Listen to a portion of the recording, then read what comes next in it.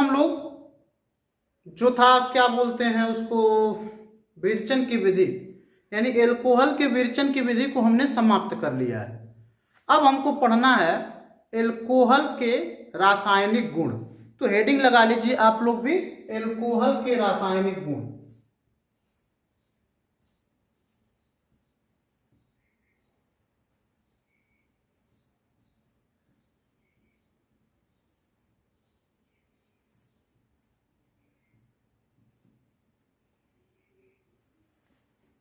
देखिए बेटा, तो एल्कोहल के रासायनिक गुण में हमको ये पढ़ना होता है कि एल्कोहल किसी के साथ अभिक्रिया करके किसी अन्य परमाणु, किसी अन्य अणु या किसी अन्य यौगिक के साथ अभिक्रिया करके क्या बनाता है। तो आइए सबसे पहला हम पढ़ते हैं अभिक्रिया सोडियम के साथ अभिक्रिया। आप हेडिंग भी डाल लीजिएगा, सोडियम के साथ अभिक्रिया। यानी कि एल्कोहल जब सोडियम के साथ अभिक्रिया करेगा तो क्या बनाएगा। तो देखिए, हम एक एल्कोहल ले लें, कोई भी एल्कोहल, ये ले लिया हमने एल्कोहल है ना, और इसकी अभिक्रिया हम सोडियम से कराते हैं, Na से कराते हैं। तो जानते हैं क्या बनेगा, यहां पर बनेगा आपका RONA, और इसको क्या कहेंगे, सोडियम एल्काक्साइड। इसका नाम क्या हो जाएगा बेटा, सोडियम एल्काक्साइड। अब एल्क के जगह पे अल्क नेम आपने पढ़ा होगा, मेथ, एथ, प्रोप, ब्यूट। अगर एक कार्बन वाला रहेगा, अब यहाँ पे हमने आर लिया हुआ है ना, तो इसलिए एल्काक्साइड बोल रहे हैं। अगर मान लीजिए मेथेन से बना हो तो मेथाक्साइड बोलेंगे, एथेन से बना होगा तो एथाक्साइड बोलेंगे। इस तरीके से इसका नामकरण होगा, और साथ ही साथ H2 गैस यहाँ पे मुक्त होगी। अब H2 को बैलेंस करने के लिए हमको यहाँ भी R का गुणा करना पड़ेगा, सॉरी यहाँ पर 2 का गुणा करना पड़ेगा, और इसको भी 2 का गुणा करना पड़ेगा, और साथ ही साथ हमको यहाँ भी 2 का गुणा करना पड़ेगा, तब जाके हमारा बैलेंस होगा। देख लीजिए, 2R 2R, oxygen 2 oxygen 2, sodium 2 sodium 2, hydrogen 2 hydrogen 2। अब इसी का हमारी उदाहरण हम ले लेते हैं। यहाँ पे हम ले लें CH3OH, और इसकी अभिक्रिया हम सोडियम से करा लें तो क्या बनेगा, CH3ONA, और यहाँ पर H2 गैस मुक्त होगी। तो यहाँ पे आप क्या देख पा रहे हैं कि यहाँ पर हमने जब मेथेनॉल लिया या मेथिल एल्कोहल लिया, तो यहाँ पर सोडियम मेथाक्साइड बनता है। यही मैं समझाना चाहता हूँ। यहाँ पे R की जगह पे जो रहेगा, अगर एक कार्बन वाला होगा तो मेथाक्साइड होगा, 2 कार्बन वाला होगा तो एथाक्साइड होगा। तो समझ पाए होंगे कि कोई भी एल्कोहल जब सोडियम से अभिक्रिया करता है तो सोडियम एल्काक्साइड बनता है, साथ ही साथ हाइड्रोजन गैस मुक्त होगी। और ये था आपका एल्कोहल का रासायनिक गुण का पहला गुण, यानी कि एल्कोहल सोडियम के साथ अभिक्रिया करके सोडियम एल्काक्साइड बनाता है और हाइड्रोजन गैस मुक्त होती है। तो इसको भी आप नोट कर लीजिए। बढ़ते हैं दूसरे रासायनिक गुण की तरफ।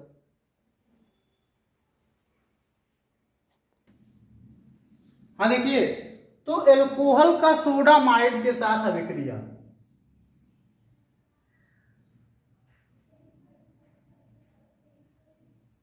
तो कोई भी एल्कोहल अगर हम ले लें, जैसे ROH, हमने एक कॉमन सा एल्कोहल ले लिया है ROH, और इसका अभिक्रिया अगर हम सोडियम से करा के तो देख लिए हैं, अब सोडामाइड के साथ अब करा के देखते हैं क्या बनता है। यानी किसी भी एल्कोहल की अभिक्रिया अगर आप सोडामाइड के साथ कराते हो तब भी आपका सोडियम एल्काक्साइड ही बनेगा, RONA ही बनेगा, यानी सोडियम एल्काक्साइड। इसका नाम तो आपको याद ही हो गया होगा। हाँ देखिए बेटा, तो हम क्या बता रहे थे, हम ये बता रहे थे कि अगर कोई भी एल्कोहल सोडामाइड के साथ अभिक्रिया करता है, किसके साथ, सोडामाइड NaNH2 के साथ अभिक्रिया करता है, तब भी हमारा सोडियम एल्काक्साइड ही बनता है। चाहे सोडियम के साथ अभिक्रिया करे, चाहे सोडियम के एमाइड के साथ अभिक्रिया करे, हमारा उत्पाद वही बनेगा, यानी कि सोडियम एल्काक्साइड। लेकिन यहाँ पर जो गैस निकलने वाली रहेगी वो चेंज हो जाएगी। अब आपको अमोनिया गैस यहाँ निकलती हुई मिलेगी। पिछले बार क्या मिल रहा था, हाइड्रोजन मिल रहा था, इस बार क्या मिलेगा, अमोनिया मिलेगा। फर्क बस इतना ही है। अच्छा, यहाँ पे बैलेंस भी हमको बराबर करना होगा, 2 और 1 3 हाइड्रोजन है, 3 हाइड्रोजन है। ठीक है। नाइट्रोजन यहाँ पर एक दिखाई दे रहा है, यहाँ पर नाइट्रोजन एक है, सोडियम एक है, सोडियम एक है, ऑक्सीजन एक, ऑक्सीजन एक, बैलेंस बराबर है बेटा। उदाहरण के तौर पर अगर CH3OH की अभिक्रिया आप सोडामाइड के साथ कराते हो, सोडामाइड के साथ कराते हो तो क्या मिल जाएगा, सोडियम मेथॉक्साइड मिल जाएगा। CH3ON में सोडियम मेथॉक्साइड मिलेगा और साथ ही साथ जो गैस निकलेगी बेटा वो अमोनिया गैस आपकी निकलेगी। ठीक बात, इसको नोट कर लीजिए, हमने सोडामाइड के साथ अभिक्रिया को भी पढ़ लिया, नोट करिए बेटा इसको।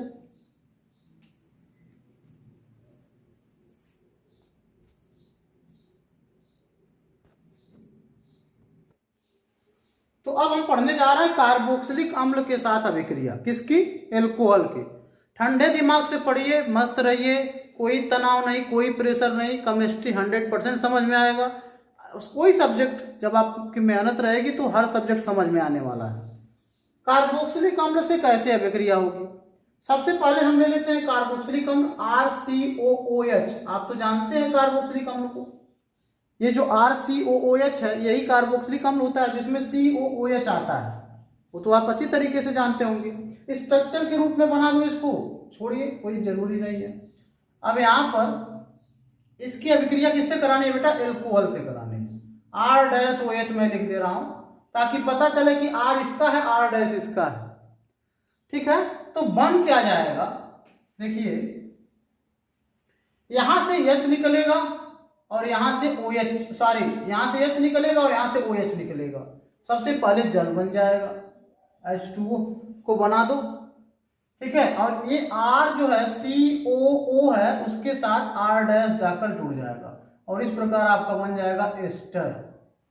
क्या बन जाएगा बेटा, एस्टर। इस अभिक्रिया को हम एस्टरीकरण भी कहते हैं, समझ में आया। इस अभिक्रिया को क्या कहते हैं, एस्टरीकरण। यहां पे लिख दें एस्टरीकरण।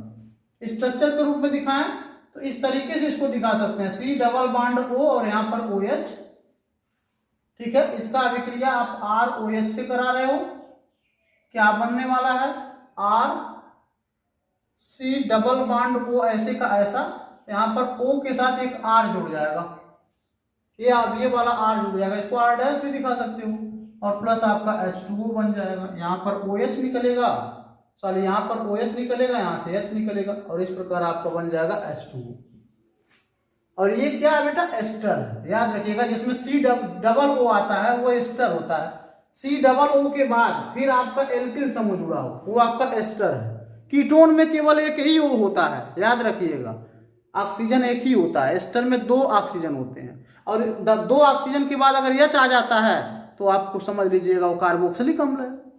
तो इसको हम कहते हैं एस्टरीकरण, यानी कि किसी भी कार्बोक्सिलिक अम्ल की अभिक्रिया अगर आप एल्कोहल से कराते हो तो एस्टर बनता है। अब एस्टर नामक चैप्टर में एस्टर बनाने की विधि में फिर यही रिएक्शन पढ़ना है। आप देख पा रहे होंगे बेटा कि एक ही रिएक्शन घूम फिर कर बार बार आता है और कोई बड़ी बात, यही अभिक्रिया आप कई चैप्टर में पढ़ेंगे। इसको नोट कर लीजिए, एस्टर बनाने की विधि या एस्टरीकरण।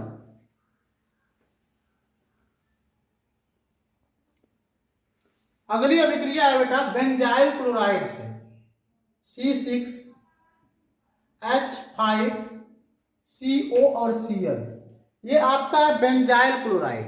ठीक है, यानी बेंजाइल क्लोराइड, इसको नाम भी लिख सकते हैं आप।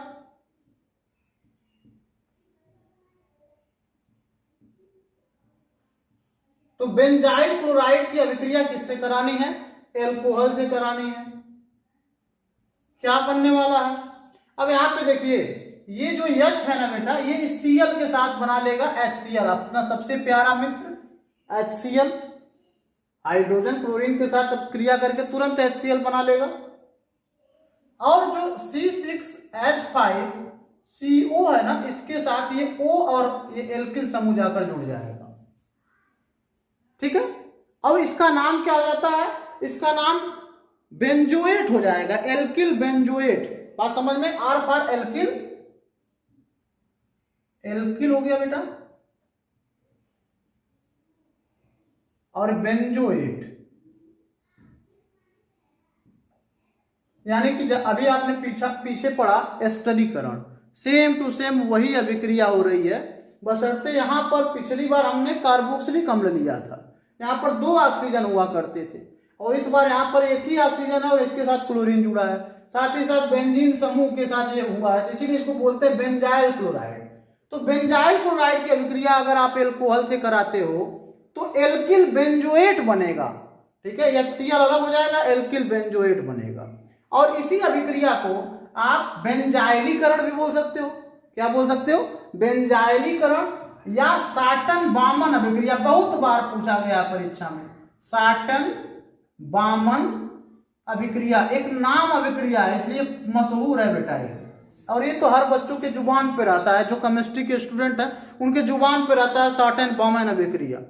कोई भी बच्चे से पूछो, अगर जो केमिस्ट्री का स्टूडेंट होगा, पढ़ता होगा, तो अच्छी तरीके से जानता होगा कि साटन बामन अभिक्रिया क्या होता है। और क्यों जानेगा? क्योंकि हर चैप्टर में अभिक्रिया आएगी, जितने भी कार्बनिक यौगिक, चाहे आपको एल्कोहल हो गया, फिनाल ईथर, इसके बाद आपका एस्टर हो गया, एल्डिहाइड, कीटोन, कार्बोक्सिलिक अम्ल हो गया, सब में लगभग ये अभिक्रिया आती है, इसलिए आप इसको नोट कर लीजिए। उदाहरण लिखना होगा तो वो भी लिख सकते हैं, C6H5COCl प्लस यहाँ पे CH3OH ले लीजिए, ठीक है, मेथिल एल्कोहल, और इसके साथ अगर आप अभिक्रिया कराओगे तो C6H5COO, यहाँ पे R हो जाएगा, R की जगह पे CH3 अब हो जाएगा, प्लस HCl। अब इसका नाम क्या कहोगे? इसका नाम कहोगे मेथिल बेंजोएट। इसका नाम क्या हो जाएगा बेटा? मेथिल बेंजोएट हो जाएगा, साथ ही साथ हाइड्रोक्लोरिक अम्ल प्राप्त होगा। यही अभिक्रिया है बेंजाइलीकरण या साटन बामन रिएक्शन। तो नोट कर लीजिए, बड़ा ही मस्त नाम अभिक्रिया है बेटा ये।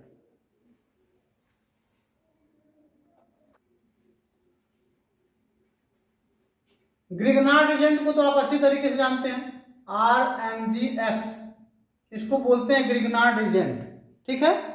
और इसी की अभिक्रिया करानी है एल्कोहल से। एल्कोहल का मतलब हो गया ROH, इसको अलग दिखाने के लिए R- भी लिख सकते हो। यानी ग्रिग्नार्ड एजेंट की अभिक्रिया आपको एल्कोहल से करानी है, ठीक।